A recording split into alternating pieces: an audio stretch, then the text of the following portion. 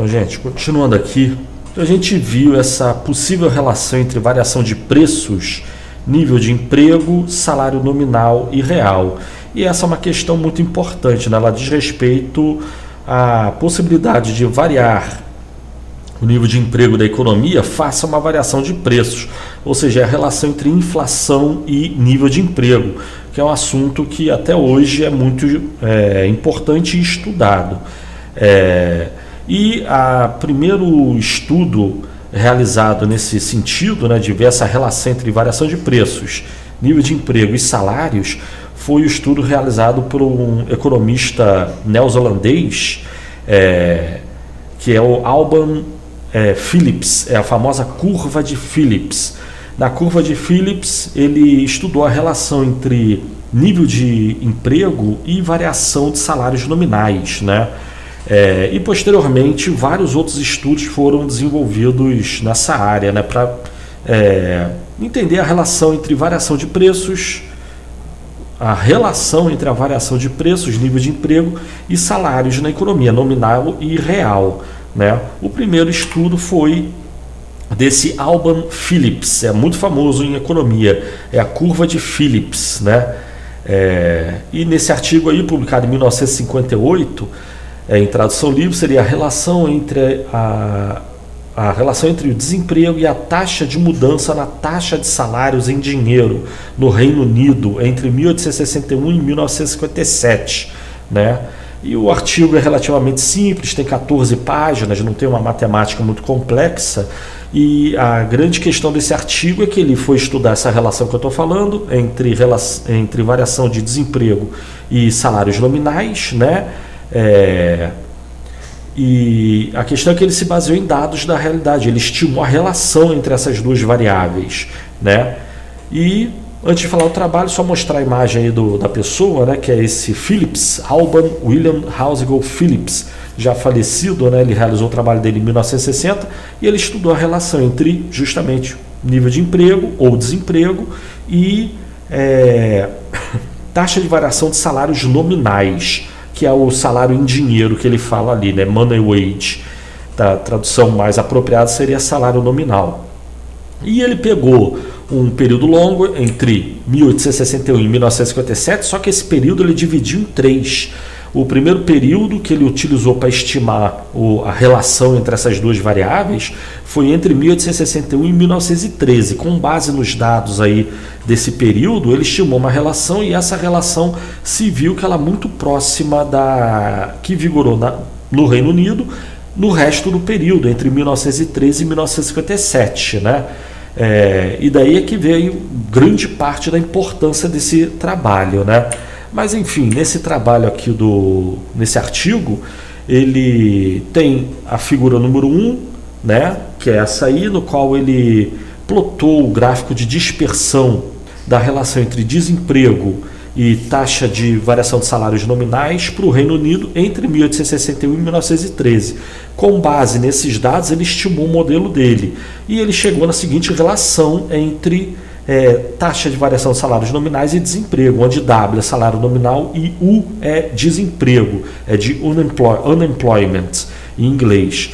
E a equação não precisa se preocupar, não é para se decorar, só apresento aqui porque foi a relação que ele encontrou no artigo dele. Diferentes países teriam diferentes relações e estudos iguais a esse foram realizados diversos desde então, tá?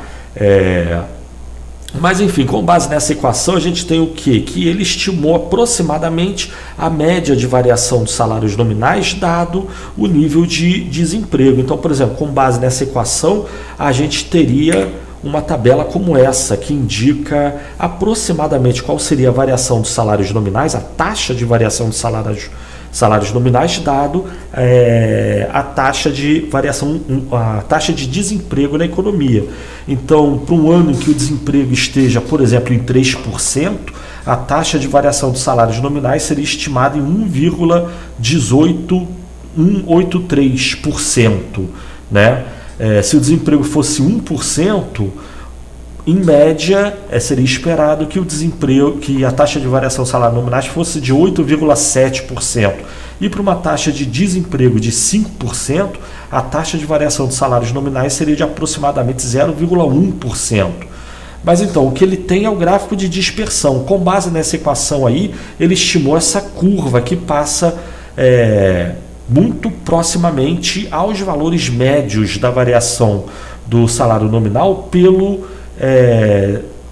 para cada nível de desemprego, né? Se você perceber o gráfico, você vai ver que tem uns sinalzinhos de mais. Esses sinais de mais, eles representam a média da taxa de variação dos salários nominais para o nível de desemprego considerado, né? Então ele considerou ali para 1,5% de desemprego, 2,5%, 3,5%, 4,5%, até ali, se não me engano, 6%. E tem ali no 8,5% também, né, de desemprego.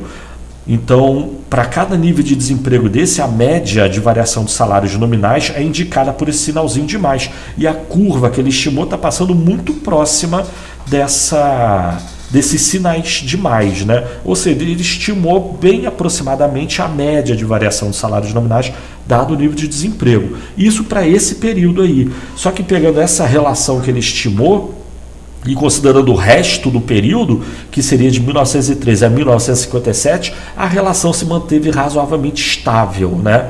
Então nós temos a questão teórica. Varia nível de emprego ou desemprego. Isso leva à variação do salário nominal? Essa é uma questão teórica. Na prática, ele estimou a relação e viu que, para o Reino Unido, entre 1861 e 1957, houve essa relação aproximada, né? E daí que esse trabalho foi muito importante, impactou muito aí a economia, tanto que estamos até hoje falando sobre ele, né? E com base na curva de Phillips, então, se confirmou a ideia de que variação no nível de emprego leva a variação no salário nominal. E aí a questão é o que leva a variação no nível de emprego, né? Mas após ele realizar esse trabalho, vários outros trabalhos, como eu disse, também foram desenvolvidos, alguns puramente teóricos, outros mais empíricos. Mas com base na ideia da curva de Phillips, então, que a equação ali foi o que eu falei, não precisa se preocupar com o número, não é para decorar. A questão é intuição. Há uma relação, ou o Phillips achou uma relação estável para a variação de salários nominais e desemprego para a Inglaterra nesse período. Hoje em dia, esse trabalho já deveria ser refeito e certamente um monte de gente realiza esse tipo de trabalho, né? Mas com base no trabalho de Phillips, como eu falei, vários outros estudos teóricos e empíricos foram realizados. Um que foi muito importante também nesse estudo aí da relação entre variação de desemprego, nível de desemprego e taxa de variação de salários nominais, a gente tem o estudo do Samuelson e do Solow, Paul Samuelson e Robert Solow, que eles escreveram esse artigo, se eu não me engano, em 1960. O artigo original do Solow é 1958, né? E eles escreveram esse artigo em 1960, que é o problema de alcançar e manter um nível de preço estável, né? Aspectos analíticos da política anti-inflacionária. E nesse artigo aí, Solow e Samuelson, são essas duas pessoas aqui, tá? Paul Samuelson ganhou o Nobel de Economia em 1970 e Robert Solow ganhou o Nobel de Economia em 1987, né? Mas voltando aqui ao artigo, a gente tem que esse artigo aí, ele simplesmente não tem nenhum tipo de estimação, né? Eles não pegam dados da economia americana ou Reino Unido, nem nada do tipo. Eles só elaboram uma ideia que é a respeito da dificuldade de saber se a inflação vem porque ela é puxada pela demanda agregada na economia ou se a inflação vem da oferta agregada, que é o que a gente está estudando aqui agora, né?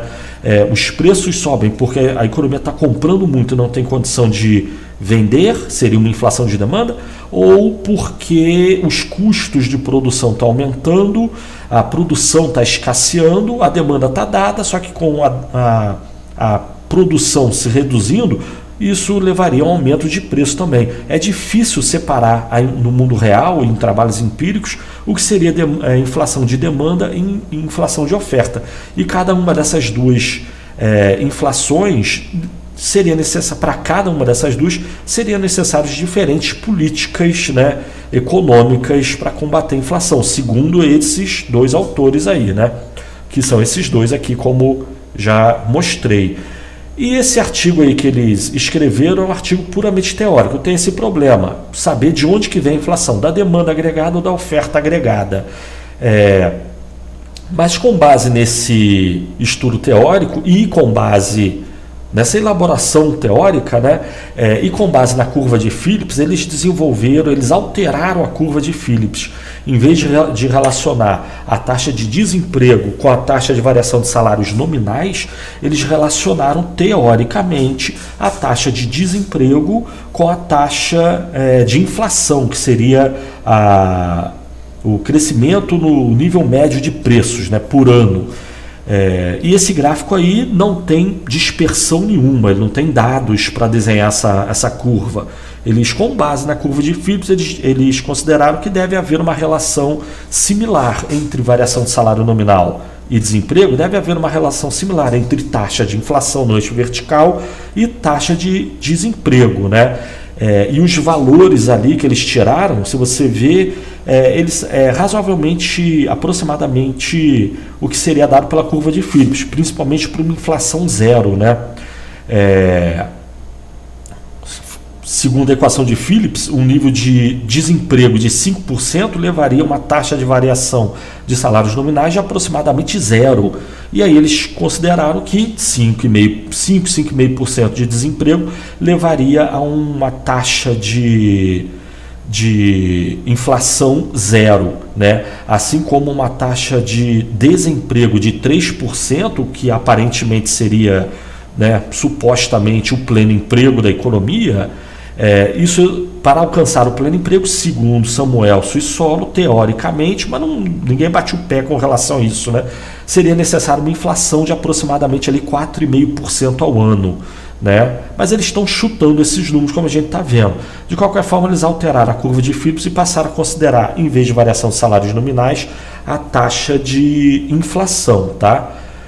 E fazendo aqui, pegando alguns trechos desse artigo que é importante, fazendo uma tradução livre, a gente tem o quê? Que eles põem lá em certo momento do artigo, o artigo tem umas 20 páginas aproximadamente, eles botam, nós podemos esperar que o cabo de guerra da política irá acabar nos próximos anos em algum lugar entre esses dois pontos selecionados. Que dois pontos? Esse ponto A e esse ponto B. A economia querendo pouca inflação tem que ter relativamente mais desemprego, tem que manter o nível de produção abaixo do pleno emprego, mais desemprego do que o normal. Mas para alcançar o pleno emprego vai ter que ter uma inflação razoavelmente alta. Então é o ponto A e B que eles estão selecionando aí, é aqui que eles estão fazendo essa referência, né? Então podemos esperar que o cabo de ferro, que o cabo de guerra da política, né, econômica irá acabar nos próximos anos, em relação aos anos 60, né, em algum ponto entre esses dois pontos selecionados. E podemos esperar alguma inflação de um lado e algum excesso de desemprego do outro. Mas de onde que eles tiraram esses dois pontos? Por que os dois pontos são exatamente esses? Não tem base de dados para confirmar isso, é só uma suposição. Com desemprego alto, a inflação é baixa. Com desemprego baixo, a inflação é alta e a economia ficará entre esses dois pontos, né? Nem um desemprego absurdo e deflação e nem desemprego mínimo e uma superinflação, né? Mas esse é um trecho importante de considerar e eles consideram que a curva a curto prazo é estável, né? Mas aí outro trecho também que é importante referente a esse artigo, além do nosso, em determinado momento do artigo de boto, além do nosso aviso usual, que essas são simplesmente nossas melhores suposições, essa curva do jeito que foi desenhada, voltando nela, essa curva aqui é uma suposição, eles imaginam que a relação entre inflação e desemprego seria dessa forma, mas então, além do nosso aviso usual de que essas são apenas as nossas melhores suposições, eles têm que dar outro aviso, né? que toda a discussão foi feita em termos de curto prazo, né? Tratando do que pode acontecer nos próximos poucos anos, né? Mas seria errado, no entanto, considerar que essas possibilidades indicadas pela figura ali que eu mostrei, a figura 2, que trata da relação entre o nível de preços, entre a inflação possível e o desemprego, se manterá nesse mesmo formato no longo prazo, né? O que será feito na política econômica dos próximos anos poderá deslocar essa curva de um jeito definitivo. É importante esse trecho, né? Voltando aqui na curva, ele supõe que existe uma relação entre desemprego e inflação. E mais ou menos nesses valores aí que eles estão indicando. Só que esses valores podem mudar ao longo do tempo, justamente como consequência de políticas que venham a ser adotada, como vamos falar sobre isso, né? Se o governo ficar sistematicamente adotando política inflacionária para reduzir desemprego, isso vai gerar reações. Trabalhadores vão passar a exigir aumentos de salários cada vez maiores e mais rápidos, de tal forma que essa curva aí de Phillips alterada por Samuel Sissolo se deslocaria, né? Mas enfim, temos esses dois trechos, e só mais um trecho aqui. Eles colocam: não entramos na importante questão das reformas institucionais que poderiam ser introduzidas para diminuir o grau de desarmonia entre pleno emprego e estabilidade de preços, né? Então, o que fazer? Eles consideram que existe uma relação, com base na ideia de Phillips, então também é possível considerar que existe uma relação entre inflação e desemprego. Agora, essa relação é alta ou é baixa? Para ter mais ou menos desemprego, é necessário que a inflação suba muito ou pouco? Isso, no artigo, eles não fazem menção a isso, eles não têm opinião nenhuma a respeito disso, e nem fazem nenhum tipo de proposição, né? E o que fazer para diminuir essa relação, a gente conseguir alcançar menos inflação com menor desemprego, é o que eles puseram aí, né? Eles não sabem o que fazer para alcançar isso, né? O ótimo é ter baixo desemprego e baixa inflação, mas normalmente não é o que acontece, tá? Mas só para concluir, a expectativa deles, então, voltando no gráfico, é que a relação entre inflação e desemprego fosse aproximadamente essa, né? E para os próximos anos, isso a partir dos anos de 1960. Então, se fosse feito um gráfico de dispersão, os pontos de cada ano ficariam em torno dessa curva aí.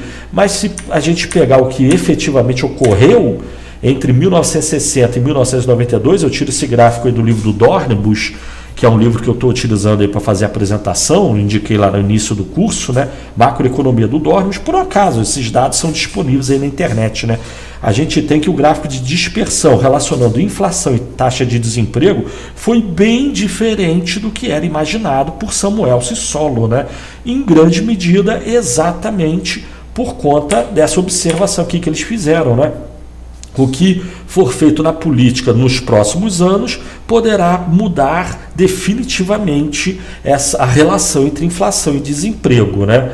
Então, se eles imaginavam que, em média, haveria uma relação estável de curto prazo, inicialmente essa seria a suposição, posteriormente se viu que essa relação foi destruída em grande medida pelo próprio abuso dessa relação, né? O governo, na intenção de reduzir desemprego, começou a fazer inflação de forma sistemática, e essa inflação levou trabalhadores a exigirem mais salários, e a relação entre inflação e desemprego meio que foi destruída aí no mundo real, né?